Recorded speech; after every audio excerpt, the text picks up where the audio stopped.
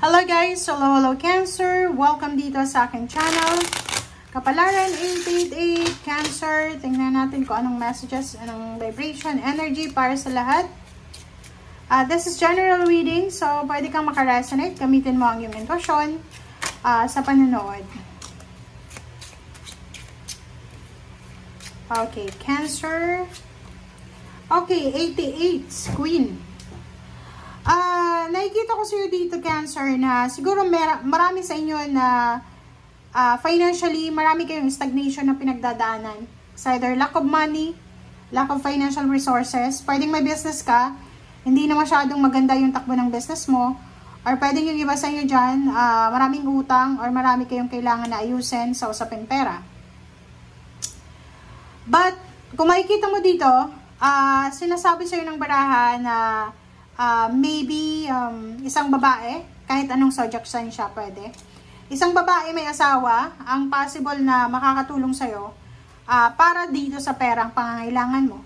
Pwede yung babaeng to ay bibigyan ka ng opportunity na makapagtrabaho or irekomenda ka sa isang company or sa isang business or sa isang tao para makakuha ka ng trabaho. Okay. Or pwedeng pautangin ka niya. Pwedeng yung taong yan ay pwedeng pautangin ka niya or posibleng tutulungan ka niya para sa pera, loan, parang ganon.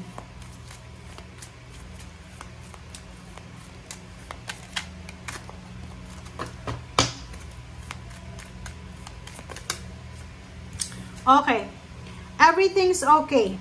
Okay, Cancer. Sinasabi ng baraha dito na don't worry, it's all working. Don't worry, it's all working out in a beautiful way. So, dito sinasabi sa iyo na huwag ka daw mag-alala, Cancer. Lalo dito kung marami kang pera, financial stagnation kasi ito eh. Walang pera, maraming kailangan bayaran.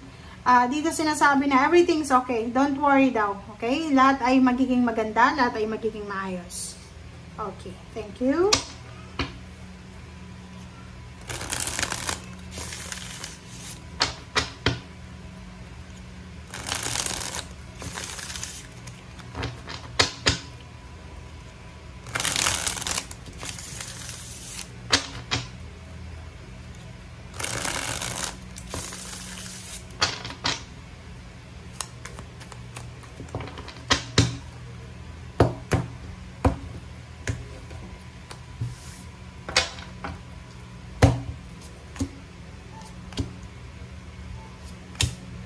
Okay, first three cards tayo. 4 of Cups, 10 of Wheels, and King of Wands.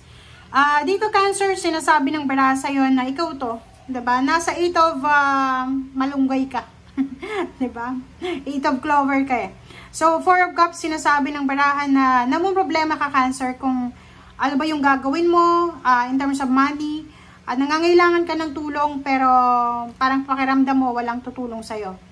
Pero kung makikita mo dito, sinasabi isang babae ang pwedeng makatulong sa'yo. King of Wands, so dito yun yung pinoproblema mo eh. Namang problema ka, Cancer, para sa trabaho. Gusto mong makahanap ng trabaho, or gusto mong, kung may trabaho ka sa ngayon, gusto mong ma-extend pa yung contract mo, or kung gusto mong ma-promote or tumaas yung posisyon sa trabaho. Ten of Wheels, yun din, sinasabi ng baraha sa'yo na meron ditong Cancer na nangangailangan siya ng lump sum of money. Nangangailangan siya ng malaking halagang pera. Nangangailangan siya ng pera. Pera talaga to. Kaperahan.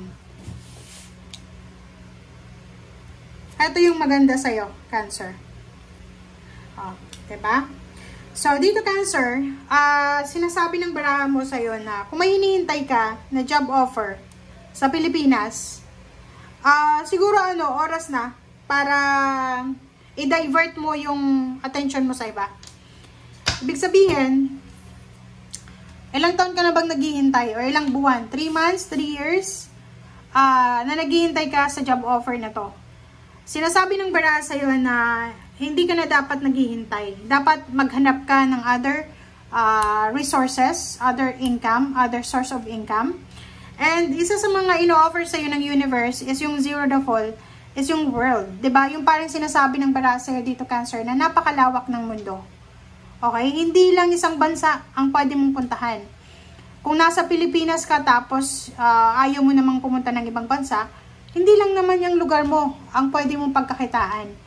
Okay? So, pwede kang, 'di ba, mag-travel around the world, hanapin ang sarili mo. Zero the full risk siya kasi pwedeng first time mo siya. But sinasabi ng bara sa'yo dito na gawin mo siya. 'Di ba? It's risky decision, but etong risky decision na to na ino-offer sa'yo, eto yung pwedeng maging source of financial success mo.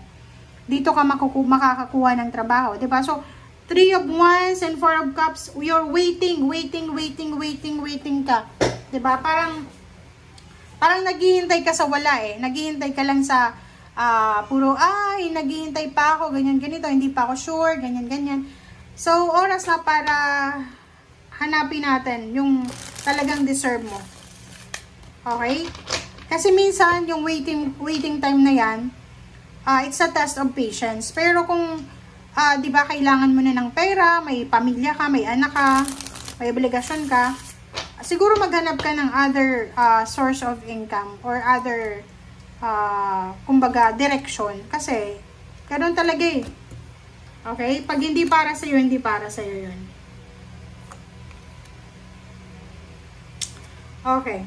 Sa ilalim mo, judgment, 'di ba? Decision making.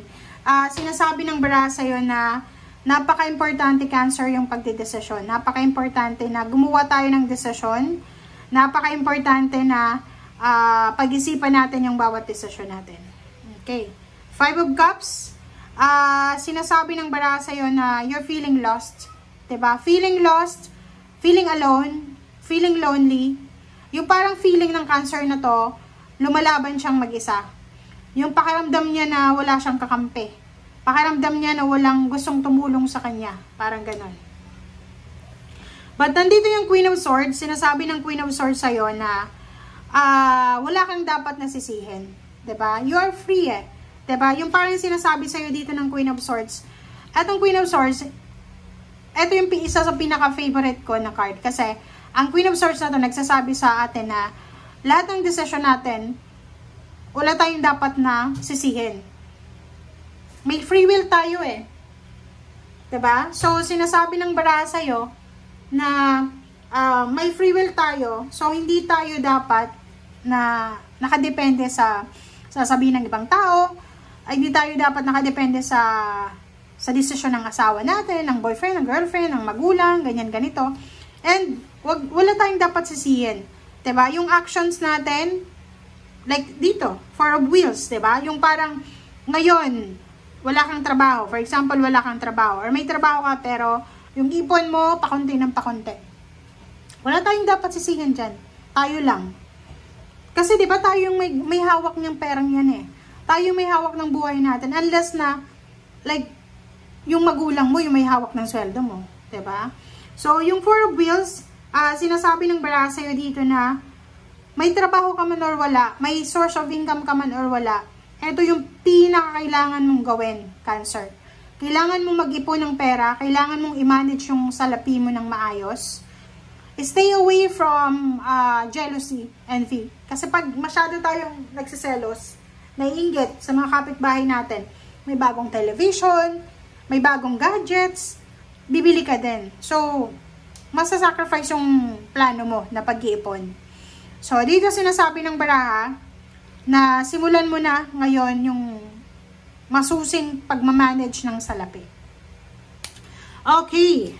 So, dito sinasabi ng baraha sa'yo, 6 of Cups na maraming tao ang gusto mong balikan. Parang ganun. Pwedeng nakapag-desisyon ka na umalis, 'di ba? To let go the situation or tao. But yung 6 of Cups, sinasabi na ikaw yung may gusto ngayon eh. Parang gusto mong balikan yung mga taong nakatulong sa'yo.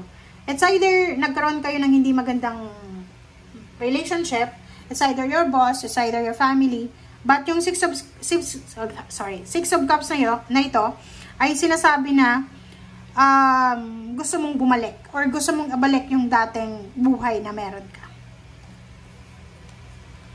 Okay. Nakikita ko yung pagre-reminis ng Cancer dito.